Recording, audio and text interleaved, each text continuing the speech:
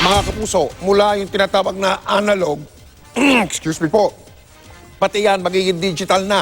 Digital na po ang TV broadcasting dito sa Pilipinas. Kaya mas malinaw pang mapapanood ngayon ang inyong mga paboritong programa.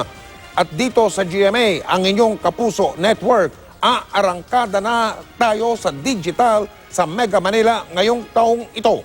Panoorin niyo itong pagtutok na ito ni Lealdi.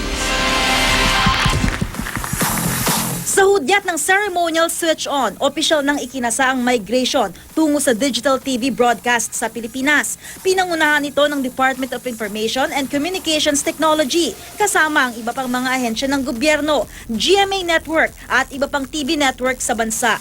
Sa pamamagitan ng napipintong migration tungo sa digital terrestrial television broadcasting, mas malinaw pang mapapanood sa telebisyon ang inyong mga paboritong programa.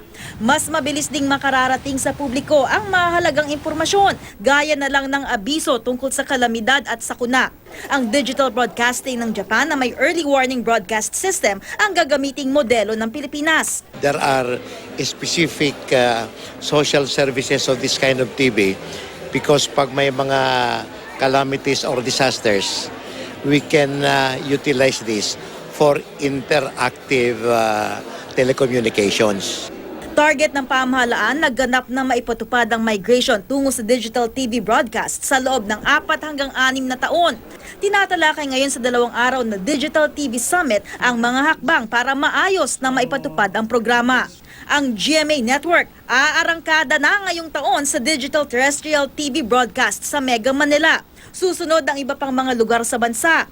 416 million pesos ang inilaang budget para rito ng GMA ngayong 2017. Those that have digital-ready TV set and those who have, let's say, aquarium tuner na available in the appliance stores will be able to receive a better signal in terms of video and audio because we will be sending out our digital transmission signal already simultaneous with our analog signal as well. Presently, we are transmitting with our test broadcast facility, but the one that will be completed before the year ends is the Series 1. Ito yung mas wider ang coverage, so more kapusos will be able to watch us in digital TV.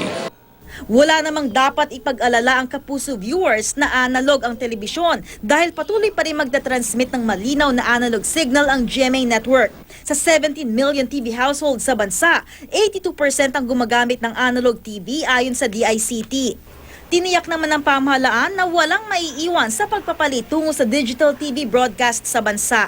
Kapag naabot ng threshold na 95% ng TV households, bibigyan ng subsidiya ang matitirang 5% na walang kakayahang bumili ng bagong telebisyon o aparato para makasagap ng digital TV signal. Lay Alves, Nakatutok, 24 Oras.